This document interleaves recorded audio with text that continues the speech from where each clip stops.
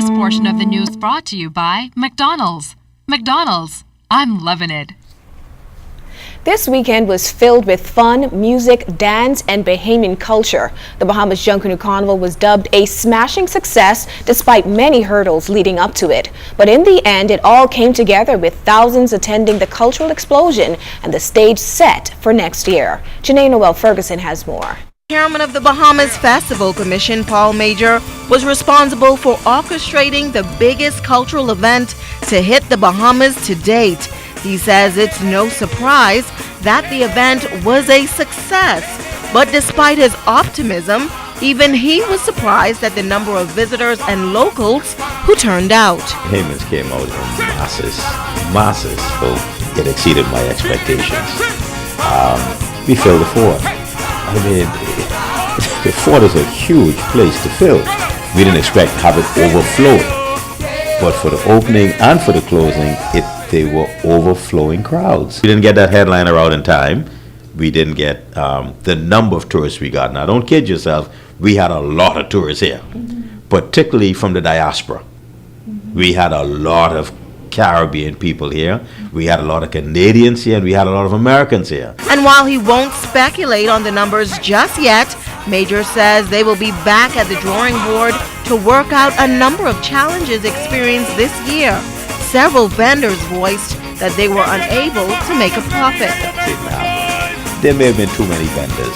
Some of the vendors at the extreme east and western ends of the cultural village, it was too far, and they were disconnected. But again, they are all little growing pains that you've got to come to grips with. And we're going to do what we can to bring some kind of, solace to those that didn't make money. And while there's been a lot of controversy over the $9 million spent on the first Bahamas Junkanoo Carnival, Major says the public should not view this as a money-making exercise at this time. We'll likely go over because Freeport, we didn't raise as much sponsorship as we would have liked. This was not about how much money you're going to make off the $9 million. It was about spreading that money around to the broadest number of people. The foreign integration of Bahamas Junkanoo Carnival, he says, is essential to its success. We have to get over ourselves. There's nothing wrong with Bahamians participating internationally and getting our brand, name, and talent on an international stage. And there's absolutely no reason why we shouldn't have foreign talent and foreigners among us to cause us to advance all the things we're trying to promote. Major is promising a bigger and better event next year. Janae Noel Ferguson, ZNS Network News. The Prime Minister has called on the world to assist the region in addressing climate change as he welcomed the French President to the Caribbean region over the weekend. French President Francois Hollande met with the regional heads in Martinique to discuss a number of issues, including climate change. Clint Watson tonight tells us that Caribbean nations want to ensure it has the support of France, the United States, and China in making good on the large sums of money pledged to assist the Caribbean in mitigating the effects of climate change and reducing greenhouse emissions. Chairman of CARICOM, Prime Minister the Right Honourable Perry Christie, says when it comes to climate change, the region's position is urgent. He says Caribbean islands are particularly vulnerable as sea level rise will irreversibly change its geography and ecology. He says not responding can have disastrous consequences, causing a perpetual recession on economies. We are deeply concerned about climate change as an issue. And our country, we have the evidence of it. And we said that we've seen the sea level rise at least 1 foot. And we said if it rises 5 feet, 80% of our country would disappear. So there is an urgency to our points. And we said this is true of other Caribbean countries that you heard. Mr. Christie says a major climate change summit in Paris this winter must have clear targets, including goals for significant emission reductions by major countries, adaptation on resources and measures to address the issue, particularly in developing countries, and clarity on how the financial and technological support will be dispersed. I indicated that I had the opportunity to speak to the President of China, to the President of the United States of America, that they were in full agreement and fully supporting having a successful outcome in Paris in December.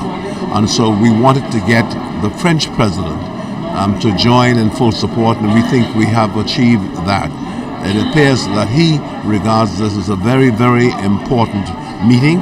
that he saw this meeting as really leading to a successful outcome, because he said the world must see that in the Caribbean, this is where the center must be seen to be. Mr. Christie spoke with the French president about what France has done with renewable energy and how the Bahamas might benefit. We indicated that they had done great work in the storage of energy when you have, say, solar in practice, and we said we'd be most interested in having further discussions with that.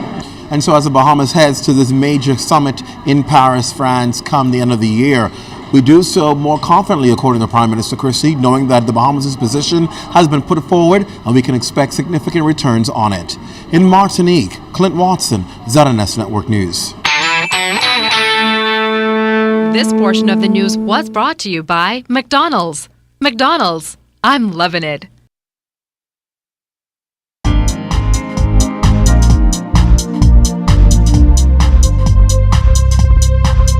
This is your Royal Fidelity Business News. I'm Jimenita Swain.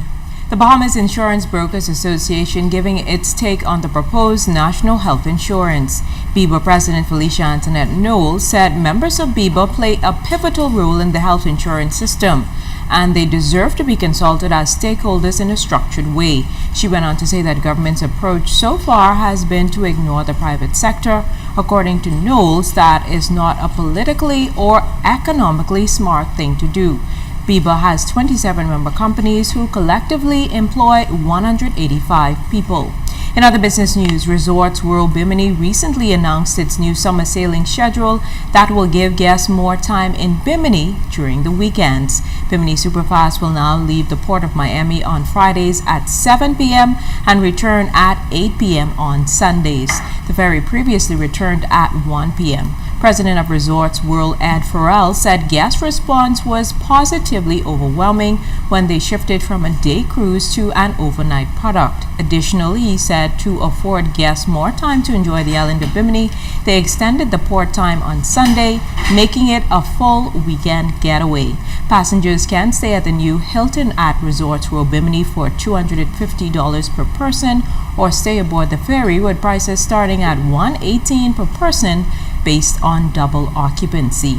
And in international business news, Citigroup Inc. said it could plead guilty to an antitrust charge to resolve a U.S. Department of Justice investigation of its dealings in foreign exchange markets. Reuters is reporting that the company also said the Justice Department had advised that it did not intend to prosecute the bank in a separate investigation into the setting of interest rates between banks. Citigroup is one of 6 major banks that have been under investigation over the past year by global authorities, including the Department of Justice, for trying to manipulate rates in the $5 trillion a day foreign exchange market. That was your Royal Fidelity Business News. I'm Jamaica Swain.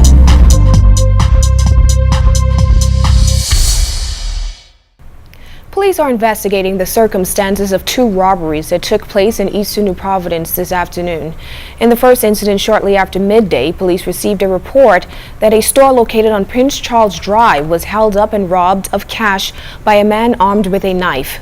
Officers from the Eastern Division, after being notified of the report, went into the Sandilands Village Road area where they arrested a 19-year-old man in connection with this matter. In the second incident at around 4 this afternoon, a man armed with a handgun entered a major food store located on Prince Charles Drive, where he robbed several employees of their handbags containing small amounts of cash and a cell phone. The suspects left the store on foot, joined by a male accomplice who stood on the outside. Police investigations into both matters continue.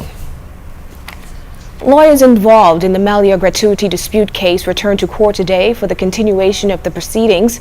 The matter ended up in court after executives at Melia Resort made a decision last December to stop billing its all-inclusive customers the automatic 15% gratuity, which is paid to workers. The Bahamas Hotel Catering and Allied Workers Union, which represents Melia workers, contends that workers are entitled to the 15% gratuity until contract negotiations are completed. Meantime, the case has been adjourned to May 20th. Attorney Craig Butler is representing the union. Justice Roy Jones is presiding.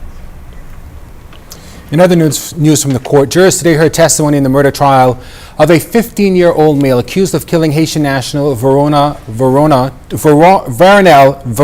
2 years ago.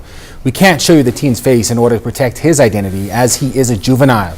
Meantime, during the proceedings, the detective testified that back on October 31st of 2013, he went to the Key West Street area where he spoke to Bernard Taylor. The officer said Taylor informed him that he was walking with his friend in Key West Street when they passed a man in the area of New Bethany Church. Taylor then told the detective that he saw when his friend turned around and fired a shot at a male. The trial continues before Justice Carolita Bethel. Attorney Lennox Colby is defending the accused. Gordon Souls represents the Crown. 26-year-old Dominique Saunders is also expected to learn his fate in a matter of days after he admitted that he had unlawful sexual intercourse with an underage girl on 2 occasions. Prosecutors were ready to go to trial. However, Saunders decided not to waste the court's time and pleaded guilty to the charges. Acting Justice Cheryl Bethel will sentence Saunders on Thursday. Aaron Johnson appeared on behalf of the Crown. It was a night of fun and rewards for a year of hard work as Sandals Emerald Bay acknowledged the contributions of its staff during its annual Staff Award show. Cleopatra Murphy was there and has the details of the celebration. Sandals Emerald Bay celebrated employees and community leaders on the island of Exuma in grand style during the 5th annual Prestige Awards Friday night. The Royal Bahamas Police Force Pop Band provided entertainment. Approximately 300 people were nominated in various categories, and after a year of hard work, Sandals Emerald Bay General Manager Jeremy Mutton says the awards are a morale booster for employees. It makes them feel special to be rewarded, to be recognized, just to be with their fellow peers, and even if they don't actually win an award, just to actually be nominated, to enjoy the occasion. It's a very lavish occasion in terms of the award ceremony. As the resort is tightly fused within the community, Mutton says it was important to recognize those making outstanding contributions on the island. Exuma is a very small island. We alone, Sandals alone, can't do it. We rely on community partners, and so that's why we reached out particularly to education, police, tourism. Winner of one of 6 community service awards was 75-year-old Elsie Mae Smith. I will continue to work along with whoever in the community, and whatever they decide to do in the community, I'm right there to help and to push the work on to build a strong community. The real stars of the evening, however, were Sandals employees who would have given their all to ensure the property's success. For their efforts, they were awarded plaques and gifts of cash, among other things. Andrew Tucker Sr. secured 2 awards, one being the Earth Guard Award. Working on teams to keep the community clean and everything like that. And there are some adventures that we have in the future that are considered a little big, but I would like to get it done. Antoine Thompson won the coveted Team Member of the Year award. He says the win meant a great deal and will push him to work harder. I feel so excited right now. Winning this big award, I was looking forward to it. I had some feeling I was going to win it, but I just want to, I was so excited about it, but I know that I was going to win it overall anyway. In the end, housekeeping walked away with the Department of the Year award. Cleopatra Murphy, ZNS Network News.